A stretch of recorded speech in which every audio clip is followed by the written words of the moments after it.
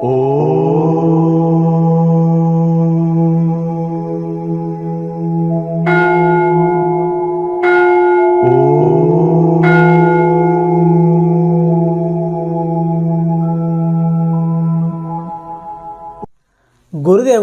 శ్రీ జ్ఞానానందగిరి మహారాజ్ గారి పాదపద్మములకు సాష్టాంగ దండ ప్రణామములు.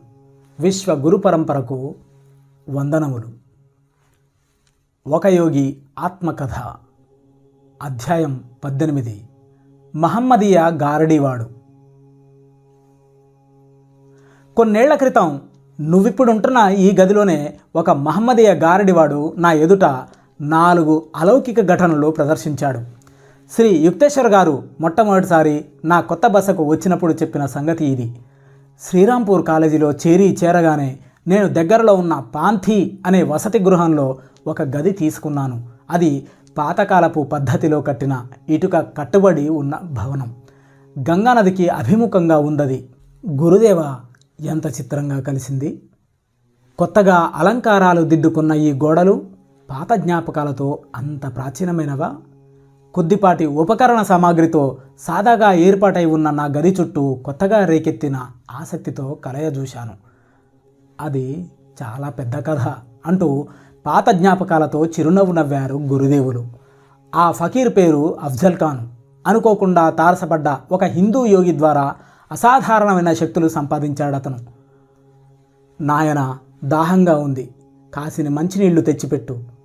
దుమ్ము కొట్టుకుపోయి ఉన్న ఒక సన్యాసి ఒకనాడు అఫ్జల్ని ఇలా కోరాడు. తూర్పు బెంగాల్లో ఒక కుగ్రామంలో జరిగిందది. అప్పటికి అఫ్జల్ చిన్న కుర్రవాడు. స్వామి, నేను మహమ్మదీయుణ్ణి. మీరు హిందువులై ఉండి నా చేత్తో ఇచ్చే నీళ్లు ఎలా తాగుతారు? నీ సత్యసంధత నన్ను ముగ్ధుణ్ణి చేస్తోంది నాయన. అంటరానితనం లాంటి పాపిష్టి సంకుచిత నియమాల్ని నేను పాటించను. వెళ్ళు, తొందరగా నీళ్లు తీసుకురా. అఫ్జల్ భక్తి శ్రద్ధలకు ఆ యోగి వాత్సల్య దృక్కులు కానుకలయ్యాయి. వెనుకటి జన్మల్లో నువ్వు సత్కర్మలు చేశావు అన్నాడాయన గంభీరంగా. నీకు నేనొక యోగ ప్రక్రియ నేర్పుతాను. దాని ద్వారా నీకు అగోచర మండలాల్లో ఒకదాని మీద అధికారం చిక్కుతుంది. ఆ మహత్తర శక్తుల్ని నువ్వు సదుద్దేశాలకే వినియోగించాలి. స్వార్థబుద్ధితో మాత్రం ఎన్నడూ వినియోగించకు సుమా. విచారకరమైన విషయం ఏమిటంటే, పూర్వజన్మల నుంచి నువ్వు విధ్వంసక ధోరణులనే విత్తనాలు కొన్ని వెంట తెచ్చుకున్నావు. సరికొత్త పాడు పనులనే నీళ్లు పోసి ఆ విత్తనాలు మొలకెత్తేలా మాత్రం చేయకు. జటిలమైన నీ పూర్వకర్మానుసారంగా నువ్వు ఈ జన్మలో యోగ సాధన ఫలితాల్ని శ్రేష్టమైన మానవాభ్యుదయ లక్ష్యాలకే వినియోగించవలసి ఉంది. బిత్తరపైన ఆ కుర్రవాడికి జటిలమైన యోగ ప్రక్రియ ఒకటి ఉపదేశించి ఆ గురువు అంతర్ధానమయ్యాడు. అఫ్జల్ 20 ఏళ్ల పాటు ఆ యోగ ప్రక్రియను చిత్తశుద్ధితో సాధన చేశాడు. అతని అద్భుత చర్యలు ఎక్కడెక్కడి వాళ్ళని ఆకర్షించడం మొదలుపెట్టాయి. అతని వెంట ఎప్పుడూ ఒక అశరీరాత్మ తోడు ఉండేదనుకుంటాను. దాన్ని అతను హజరత్ అని పిలిచేవాడు. ఈ అశరీరాత్మ అతను కోరిన ఏ చిన్న కోరికనైనా సరే నెరవేరుస్తూ ఉండేది. గురువు చేసిన హెచ్చరికను విస్మరించి అఫ్జల్ తన శక్తుల్ని దుర్వినియోగం చేయడం ప్రారంభించాడు. అతడు ఏ వస్తువునైనా ఒకసారి ముట్టుకొని మళ్ళీ అక్కడ పెట్టేస్తే చాలు, కాసేపట్లో ఆ వస్తువు అయిపు లేకుండా అదృశ్యమైపోయేది. జనాన్ని గాభరా పెట్టే ఈ పర్యవసానం వల్ల అతను ప్రతిచోటికి రాగూడని అతిథి అయ్యాడు. అతను కలకత్తాలో పెద్ద పెద్ద నగల దుకాణాలకు అప్పుడప్పుడు వెళుతూ ఉండేవాడు. ఏదో కొనడానికి వచ్చిన వాడిలా కనిపించేవాడు. అతను ఏదైనా ఒక నగ పట్టుకున్నాడు అంటే అతను దుకాణంలోంచి బయటికి రాగానే ఆ నగ మాయమైపోయేది. అఫ్జల్ వెంట తరచుగా 100ల కొద్దీ విద్యార్థులు చుట్టుముట్టి ఉండేవారు. అతని రహస్యాలు ఏవైనా నేర్చుకోవచ్చన్న ఆశ వాళ్ళని అలా ఆకర్షించేది. అప్పుడప్పుడు ఆ ఫకీరు వాళ్ళని తనతో పాటు ప్రయాణానికి రమ్మని పిలుస్తుండేవాడు. రైల్వే స్టేషన్లో ఎలాగో ఒక టికెట్ల బుత్తి ముట్టుకునే అవకాశం కల్పించుకునేవాడు. దాన్ని మళ్ళీ గుమాస్తా దగ్గరికి నెట్టేసి, నా మనసు మార్చుకున్నాను, అవి ఇప్పుడు కొనను అనేవాడు. కానీ అఫ్జల్ సపరివారంగా బండి ఎక్కగానే కావలసిన టికెట్లు అతనికి చిక్కేవి. అఫ్జల్ ఖాన్ దోపిడీకి గురైన వ్యాపార సంస్థల్లో తమ కంపెనీ బెంగాల్ నాగపూర్ రైల్వే కూడా ఒకటని తర్వాత ఒకసారి మా నాన్నగారు నాకు చెప్పారు. ఈ దోపిడీ వల్ల క్రోధావేశాలు చెలరేగేవి. బెంగాలీ నగల వ్యాపారులు, టికెట్ల అమ్మకందారులు గుండె పగిలి బేజారెత్తిపోయేవారు. అఫ్జల్ను అరెస్టు చేయాలని చూసిన పోలీసులు కూడా నిస్సహాయులైపోయారు. తన నేరం పట్టుబడే సాక్ష్యాధారం ఏదైనా ఉంటే, హజరత్ దీన్ని తీసేయ్ అని అఫ్జల్ అంటే చాలు అది కాస్త అదృశ్యమైపోయేది. శ్రీ యుక్తేశ్వర్ గారు తమ ఆసనం మించి లేచి గంగానదికి ఎదురుగా ఉన్న నా గది బాల్కనీలోకి నడిచారు. అంతమందిని గాభరా పెట్టిన ఆ ముస్లిం ఫకీర్ని గురించి ఇంకా వినాలన్న కుతూహలంతో నేను కూడా ఆయన వెనకాల వెళ్ళాను. ఈ పాంథీ భవనం ఒకప్పుడు మా స్నేహితుడిది. అఫ్జల్తో అతనికి పరిచయమైంది. ఒకసారి ఇక్కడికి తీసుకువచ్చాడు. మా స్నేహితుడు నాతో పాటు మరో 20 మంది ఇరుగు పొరుగు వాళ్ళని రమ్మని పిలిచాడు. నేనప్పుడు బాగా కుర్రవాణ్ణి. ఆ ఫకీరు చేసే అద్భుత చర్యలు చూడాలని ఆసక్తి కలిగింది. గురుదేవులు నవ్వారు. నేను విలువైనదేది ఒంటి మీద లేకుండా ముందే జాగ్రత్త పడ్డాను. అఫ్జల్ నా వైపు కుతూహలంగా చూశాడు. ఆ తర్వాత ఇలా అన్నాడు, నీ చేతులు మంచి బలంగా ఉన్నాయి. మెట్లు దిగి తోటలోకి వెళ్ళు. అక్కడ నున్నటి రాయి తీసుకుని దాని మీద శుద్ధముక్కతో నీ పేరు రాయి. తర్వాత దాన్ని నీ సత్వ కొద్దీ గంగలోకి దూరంగా విసిరేయి. అలాగే చేశాను. ఆ రాయి దూరంగా ఉన్న నీటి అలల్లో అదృశ్యమైన తర్వాత ఆ మహమ్మదీయుడు మళ్ళీ ఇలా చెప్పాడు, ఈ ఇంటి ముంగలి దగ్గర ఒక కుండ నిండా గంగాజలం పొయ్యి. నేను నీళ్ల కుండతో తిరిగి వచ్చిన తర్వాత ఆ ఫకీరు, హజరత్ ఆ రాతిని ఈ కుండలో పెట్టు అన్నాడు. వెంటనే రాయి కనిపించింది. దాన్ని పైకి తీశాను. దాని మీద నా సంతకం నేను రాసినప్పుడు ఎంత స్పష్టంగా ఉందో ఇప్పుడు అలాగే ఉంది. గదిలో ఉన్న వాళ్లలో బాబు అని నా స్నేహితుడు ఒకడు ఉన్నాడు. శ్రీ యుక్తేశ్వర్ గారి స్నేహితుడి పేరు నాకు గుర్తుకు రావడం లేదు. అంచేత ఉత్తినే బాబు అని రాస్తున్నాను. అతను బరువైన పాతకాలపు బంగారపు గడియారం గొలుసుతో సహా చేతికి పెట్టుకుని ఉన్నాడు. ఫకీరు వాటిని వాపిరిగొట్టులా తడివి చూశాడు. అంతే, చటుక్కున అవి మాయమైపోయాయి. బాబుకు కళ్ళనీళ్ల పర్యంతమయ్యింది. అఫ్జల్, దయచేసి మా పెద్దల నాటి అమూల్య వస్తువు మళ్ళీ నాకు తిరిగి ఇచ్చేయి. ఆ మహమ్మదీయుడు కొంచెంసేపు ఉలుకు పలుకు లేకుండా కూర్చున్నాడు. ఆ తర్వాత అన్నాడు, ఇనప్పెట్టెలో నీకు 500 రూపాయలున్నాయి. అవి తెచ్చి నాకియ్యి. నీ గడియారం ఎక్కడ దొరుకుతుందో అప్పుడు చెబుతాను. వెంటనే బాబు వెర్రెత్తిన వాడిలా ఇంటికి పరిగెత్తాడు. కాసేపట్లో తిరిగి వచ్చి అఫ్జల్కు కావలసిన డబ్బు చేతిలో పెట్టాడు. మీ ఇంటి దగ్గరున్న చిన్న వంతెన దగ్గరికి వెళ్ళు అని పురమాయించాడు ఫకీరు. హజరత్ను పిలిచి, నీ గడియారము గొలుసు తెచ్చి ఇమ్మని అడుగు. బాబు అక్కడి నుంచి ఉరికాడు. తిరిగి వచ్చేటప్పుడు మాత్రం ఒంటి మీద విలువైన వస్తువు ఏదీ లేకుండా నిశ్చింతగా నవ్వుకుంటూ వచ్చాడు. చెప్పిన ప్రకారం నేను హజరత్ను పిలిచాను అని చెప్పాడతను. నా గడియారం గాలిలో దొర్లుకుంటూ వచ్చి నా కుడి చేతిలో పడింది. మళ్ళీ మిమ్మల్ని ఇక్కడ కలుసుకోవడానికి వచ్చే ముందు దాన్ని ఇనప్పెట్టెలో పెట్టి తాళం వేసి మరీ వచ్చాను.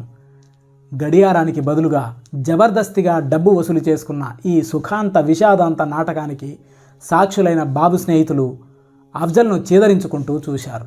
అప్పుడు అతను బుజ్జగింపు ధోరణిలో ఇలా అన్నాడు, మీకు కావలసిన పానీయం ఏదైనా ఒకటి చెప్పండి. హజరత్ దాన్ని తెచ్చి ఇస్తాడు. కొందరు పాలడిగారు, తక్కిన వాళ్ళు పళ్ళరసాలు అడిగారు. డీలా పడ్డ బాబు విస్కీ కావాలని అడిగినప్పుడు నేను ఏమంత ఆశ్చర్యపోలేదు. ఫకీరు వెంటనే పురమాయింపు చేశాడు. ఆజ్ఞాబద్ధుడైన హజరత్ సీలు వేసిన పెట్టెల్ని వెంటనే దిగుమతి చేశాడు.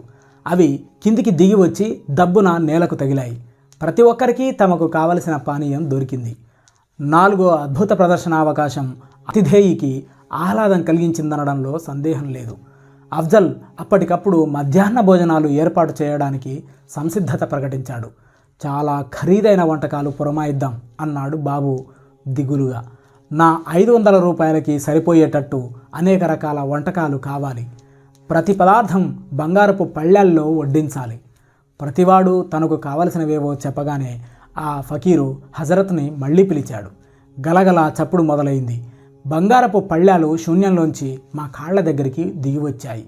వాటి నిండా రకరకాల దినుసులతో జాగ్రత్తగా వండిన కూరలు, వేడివేడి రొట్టెలు అంటే లూచీలు, ఆ ఋతువులో ఎక్కడా కనిపించని రకరకాల పళ్ళు అమిర్చి ఉన్నాయి.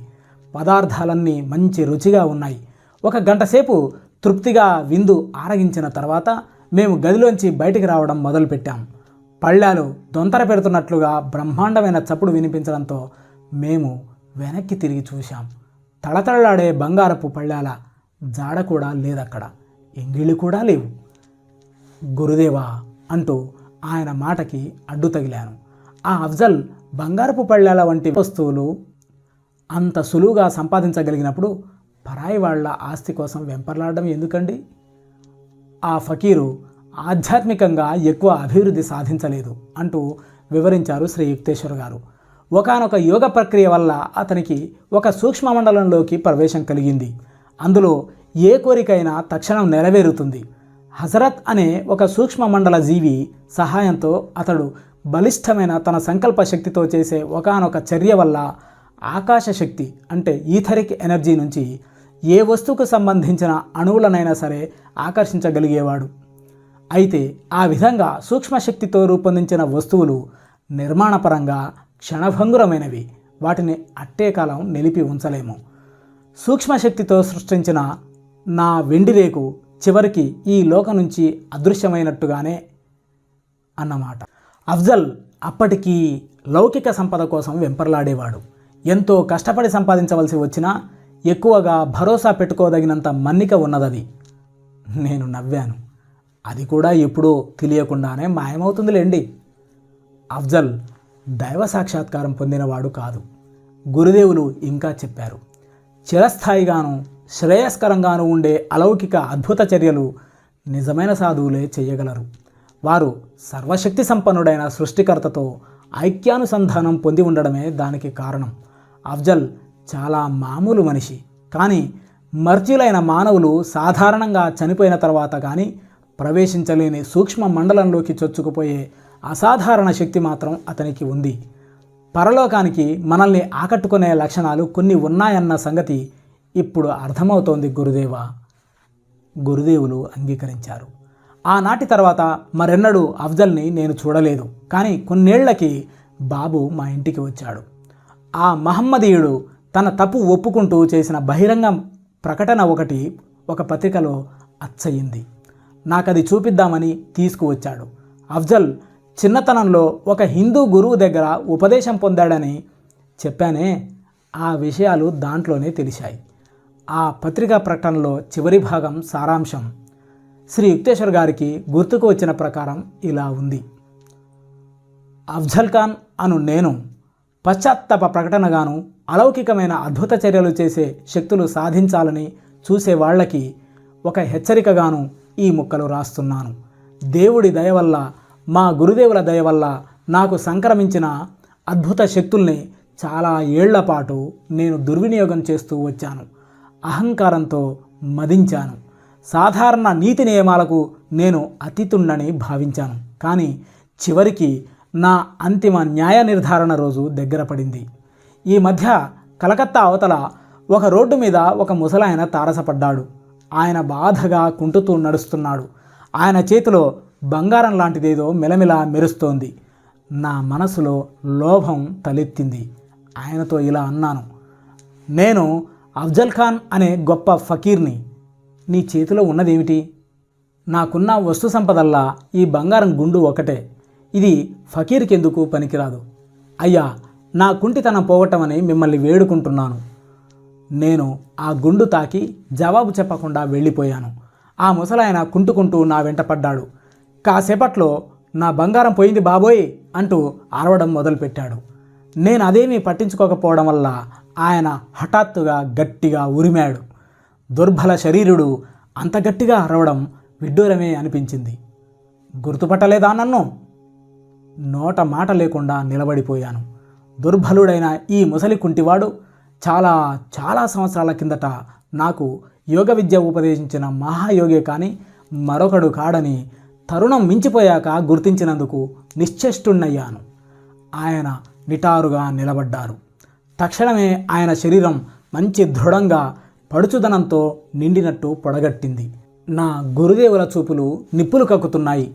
నువ్వు నీ శక్తుల్ని పీడిత ప్రజలకు సహాయపడడానికి కాకుండా మామూలు దొంగల వాటి మీద బతుకుతూ దుర్వినియోగం చేయడం నా కళ్ళతోనే చూశాను. ఇక నీ శక్తులన్నింటినీ ఉపసంహరిస్తున్నాను. హజరత్ ఇప్పుడు నీ దగ్గర నుంచి విడుదలైపోయాడు. ఇంకా నువ్వంటే బెంగాలుకు భయం ఉండదు. నేను ఉద్విగ్న స్వరంతో హజరత్ను పిలిచాను. మొట్టమొదటిసారిగా అతడు నా అంతరదృష్టికి గోచరించడం మానేశాడు. కానీ హఠాత్తుగా ఒక నల్లటి ముసుగు తొలగిపోయింది. నా పాపిష్ఠి జీవితం స్పష్టంగా కళ్ళకు కట్టింది. గురుదేవా, చాలా కాలంగా నాలో ఉన్న భ్రాంతిని తొలగించడానికి ఇలా వచ్చినందుకు మీకు కృతజ్ఞతలు చెప్పుకుంటున్నాను. ఆయన కాళ్ళ మీద పడి ఏడ్చేశాను. లౌకికమైన నా అభిలాషలన్నీ విడిచిపెట్టేస్తానని ప్రతిజ్ఞ చేస్తున్నాను. నా వెనకటి పాపాల పరిహారానికి ఏ కొండల్లోకో పోయి ఏకాంతంగా దైవధ్యానం చేసుకుంటాను. మా గురుదేవులు నన్ను దయతో చూశారు. నీ చిత్తశుద్ధి నా మనస్సుకు తెలుస్తోంది అన్నారు చివరికి. నీ తొలుతటి ఏళ్ల నిశ్చల విధేయత వల్ల, ఇప్పటి నీ పశ్చాత్తాపం వల్ల నీకొక వరం ఇస్తాను. నీ ఇతర శక్తులన్నీ ఇప్పుడు పోయాయి. కానీ నీకు తిండి గుడ్డ కావలసినప్పుడు మాత్రం హజరత్ను పిలిచి ఇమ్మంటే ఇప్పటికీ ఇస్తాడు. ఏకాంత పర్వత ప్రాంతాలకు పోయి దివ్యజ్ఞానం పొందడానికి నిండు మనసుతో సాధన చెయ్యి. మా గురుదేవులు అంతర్ధానమయ్యారు. కన్నీళ్లతో, ఆలోచనలతో ఒంటరిగా మిగిలిపోయాను. ఓ ప్రపంచమా, ఇక సెలవు. ఆ విశ్వ ప్రేమమయుడి క్షమాభిక్ష అన్వేషించడానికి వెళ్ళిపోతున్నాను. జై జ్ఞానానందగిరి మహారాజ్కి జై. జై గురుదేవ్, జై గురుదేవ్, జై గురుదేవ్.